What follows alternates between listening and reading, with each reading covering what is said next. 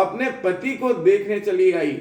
इसी से तेरी कन्या का पति अदृश्य हो गया है।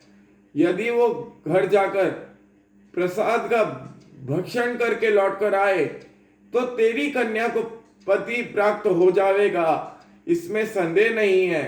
कन्या आकाश से ऐसे वचन सुनकर तुरंत घर जाकर प्रसाद भक्षण करके फिर जब लौटकर आई तो उसने अपने पति को कुशल देखा।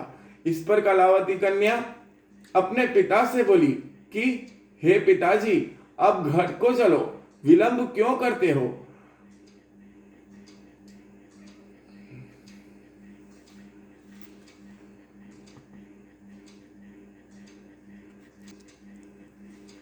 कन्या के ऐसे वचन सुनकर वो साहूकार श्री सत्यनारायण भगवान का पूजन विधि विधान से किया। उस दिन से वो साहूकार हर पूर्णिमा तथा संक्रांति को श्री सत्यनारायण भगवान का पूजन नियम पूर्वक करने लगा, जिसके कारण वो इस लोक में सुख भोग कर अंत समय श्री सत्यनारायण भगवान के वैकुंठ धाम को चला गया। इति श्री स्कंद पुराणे देवाखंडे सत्यनारायण व्रत कथायाम चतुर्थो अध्याय संपूर्णम। बोलो श्री सत्यनारायण भगवान की जय।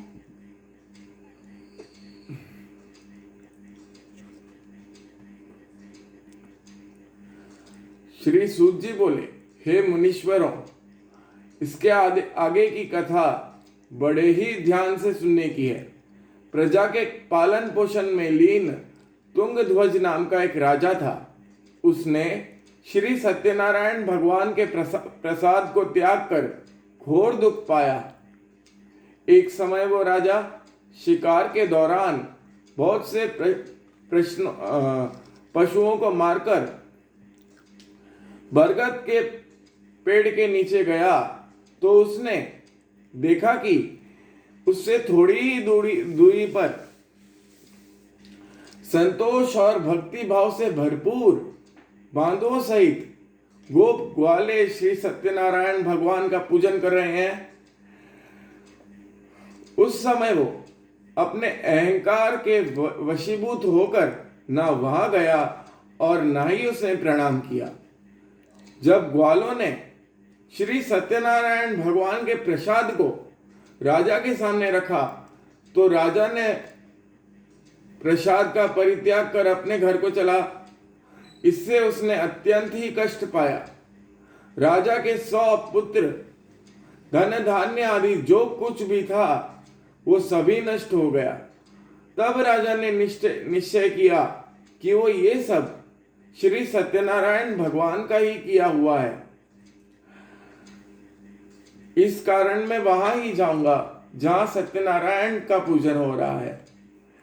मन में ऐसा विचार करके वो राजा ग्वालों के साथ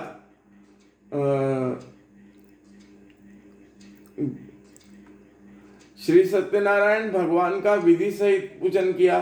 तत्काल ही वो राजा फिर से धन और पुत्र से संपन्न होकर नाना प्रकार के सुख भोग कर अंत समय श्री सत्यनारायण भगवान के वैकुंठ धाम को चला गया। इति श्री स्कंद पुराणे देवाखंडे सत्यनारायण व्रत कथायाम पंचमो अध्याय संपूर्णम। बोलो श्री सत्यनारायण भगवान की जय।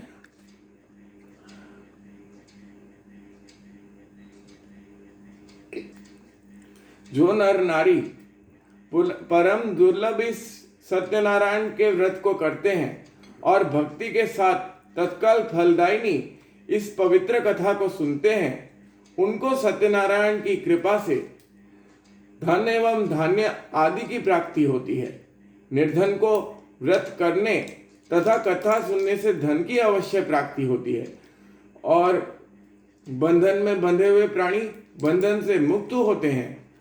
भयभीत पुरुष भय से छूट जाते हैं, इसमें संदेह नहीं है। व्रतकर्ता और श्रोता संसार में मनवांचित सुखों को भोग कर मृत्यु के समय स्वर्ग को चला जाता है।